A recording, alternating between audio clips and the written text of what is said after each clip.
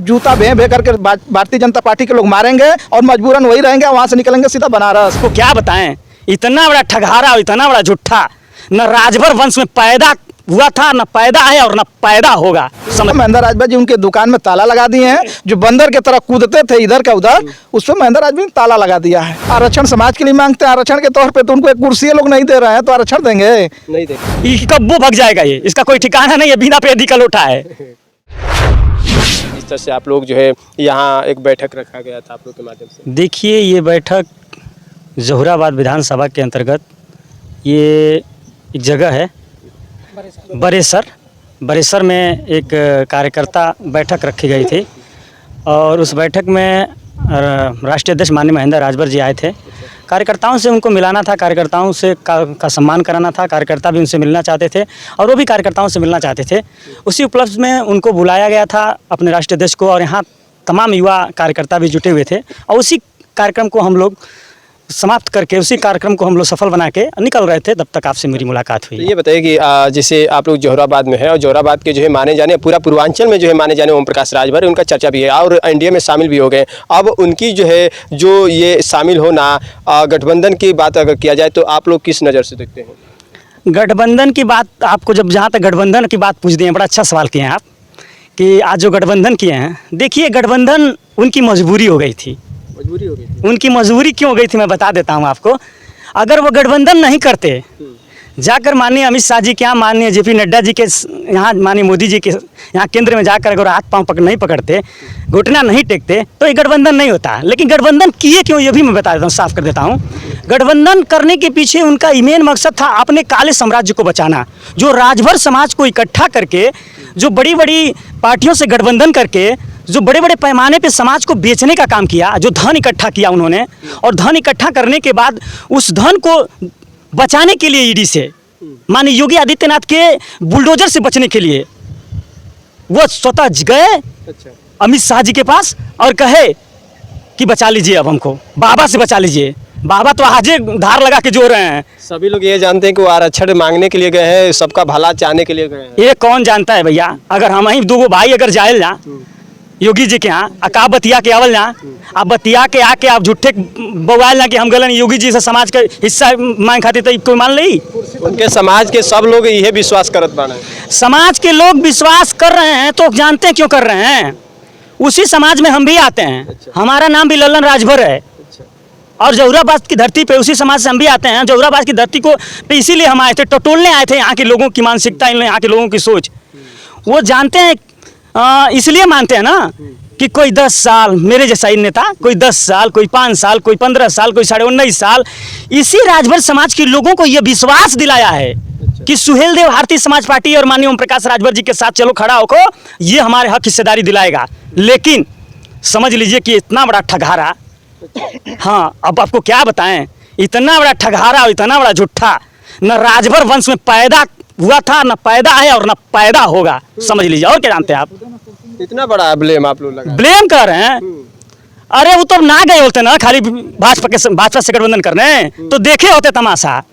वो तो अपनी राजनीतिक बचाने के लिए, ईडी से बचने के लिए, बाबा के बुलडोजर, बाबा के खौफ से डर के मारे एकदम जाके साक्षात दंडवत गिर गए माननीय अमित शाह जी के पैर में, कहे कि बचा लीजिए बाबा से।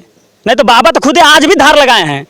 हाँ जहिया उनका मुंड खिसका ना बाबा जी का, अरे एक स्वाभिमानी मुख्यमंत्री हैं, वो एक सन्यासी मुख्यमंत्री हैं। स्वाभिमान के साथ समझौता करने वाले माननीय योगी आदित्यनाथ नहीं है, ये जान लीजिए। इसीलिए तो अब तक कुछ बोले नहीं। हाँ वो जानते हैं कब वो भग जाएगा, ये इसका कोई ठिकाना नहीं है, बिना पेदी का लोटा है। सब लोग जानते हैं कि कबो भी इस पार्टी में गठबंधन करके भाई उनका चरित्र रहा है ये भागने वाला, हाँ ठगने वाला, भागने वाला, एकदम समझ लीजिए कि एकदम ये कह लीजिए कि उनका जो नाम दे दिया जाए कम ही है। चलिए, ये सभी लोगों की एक जहाँ तक जानकारी रही, आपको बता दूं कि ये सभी जो है विचारधारा, ये वही पार्टी के लोग हैं जो कई साल जो है सुभाषपा पार्टी को सींचने का काम किए, सुभाषपा पार्टी को आगे बढ़ाने का काम किए। आप देखें अभी बहुत 2-3 दिन का खबर है। अच्छा। जिसको स्वतः कुर्सी बैठने को न मिले, उस समाज को आरक्षण देकर कहाँ बैठाएगा। अभी हाल में गए हैं, उन्हें कुर्सी भी नहीं मिली। कुर्सी जिसको नसीब नहीं हो रही है, समाज को आरक्षण का हालत देगा जिसको खुद आरक्षण नहीं मिला है। उनको मोतियाबिंद हो गया था। जो वो बोल रहे थे ना कि 4 कुर्सी लगा है, उनको तो मोतियाबिंद और दिनौनी दोनों हो गया है। सामने ही सब लोग बैठे थे, उनके सामने 6 लोग बैठे थे, उनके बगल में 8 लोग बैठे थे, सिर्फ यही खड़ा थे, 2-3 लोग गार्ड खड़ा थे, तो उनको तो वही मोतियाबिंद हो गया है। आरक्षण समाज के लिए मांगते हैं, आरक्षण के तौर पे तो उनको एक कुर्सी लोग नहीं दे रहे हैं, तो आरक्षण देंगे? नहीं देंगे। सिर्फ समाज को गुमराह कर रहे हैं, गोलियां करके। वो दुकानदारी इनकी जो प्राइवेट लिमिटेड कंपनी थी, इसको महेंद्र राजभर जी ने ताला लगा दिया है। अब इनका जो भी संगठन दल है, ये जो समाज को गुमराह कर रहे थे, कंपनी जो है अब बोरिया में बंद करके 27 में बनारस चली जाएगी। अब वही आकर कोई मनकड़का घाट पर के जाकर कोई पिंडा उंडा परावें और अपना जीविका चलावें, छोड़े समाज। बस वही रास्ता है, अब बनारस के सिवा उनको कोई बचाने वाला नहीं है। अब उनका रास्ता साफ हो गया। महेंद्र राजभर जी उनके दुकान में ताला लगा दिए हैं। जो बंदर की तरह कूदते थे इधर का उधर, उस पर महेंद्र राजभर ने ताला लगा दिया है। अब जा करके वही घुटना के, अभी कुर्सी नहीं मिल रही है ना। और एक बार और फोटो वायरल हुआ, तब पिछली लाइन में थे। अब वो कार्यालय से बाहर रहेंगे और ना इधर के रहेंगे, उधर से जूता भे करके भारतीय जनता पार्टी के लोग मारेंगे और मजबूरन वही रहेंगे। वहाँ से निकलेंगे सीधा बनारस। बीजेपी के 80 सीटें जो है जिताने के लिए पूरा दावा कर रहे हैं। अरे काहे ना जिता लिए अपने लड़कवा को, काहे नहीं जिता लिए? 24 में पूरा लोकसभा चुनाव का सीट निकालने का। अगर ओम प्रकाश राजभर 80 सीट निकालने की बात कर रहे हैं, अगर असली महाराजा सुहेलदेव जी के वंशज हैं, तो अकेले दम लड़ करके एक विधानसभा की सीट निकलवा दें, मैं आजीवन राजनीति करना छोड़ दूंगा, उनकी गुलामी करूंगा। अगर असली महाराजा सुहेल जी के वंशज हैं तब वो तो खुद थूक करके चढ़ जाते हैं। वैसे नेता की हम बात क्या करें? अकेले लड़ करके एक सीट जितवा दें। सुहेलदेव स्वाभिमान पार्टी का मैं प्रदेश अध्यक्ष हूँ, उनका आजीवन गुलामी करूंगा। और नहीं हारेंगे, अगर हार जाएंगे तो करेंगे कहाँ अरविंद राजभर की गुलामी हो? नहीं करेंगे। करेंगे? नहीं करेंगे। अरे उनकी दुकानदारी महेंद्र राजभर बंद कर दिए हैं। अब वहाँ महेंद्र राजभर से बड़ा 36 का आंकड़ा होता है, पटता ही नहीं है। पटेगा कैसे? ये गरीबों की आवाज लगाने का काम करते हैं, कार्यकर्ताओं की बात करते हैं, उधन पशु की बात करते हैं, पैसा रुपया की बात करते हैं, तो कहाँ से मेल खाएगा? एक धरातल का नेता है, एक आसमानी नेता है। उनका लड़का बैठ कर वहाँ चपर चपर चपर चपर करता है, दूसरे को बोलता है कि राहुल गांधी इसका चांदी का चम्मच लेकर के पैदा हुए थे। ये किस चीज़ का चम्मच लेकर के पैदा हुए थे? है औकात की जाकर के किसी गांव में चौपाल लगा करके उसी गरीब के यहाँ रोटी चटनी खा करके उसके बोरा पे सोए? महेंद्र राजभर ने सोया उस दल के लिए, पूरा में सोए हैं, पूरा पे बैठ करके सोए हैं, संगठन को लेकर के यहाँ तक पहुँचा है। चपर चपर मत करें। सुहेलदेव स्वाभिमान पार्टी उनके ये प्राइवेट लिमिटेड कंपनी को ताला लगा दी है और 27 तक उनका बोरिया बिस्तर बन जाएगा और चले जाएंगे बनारस।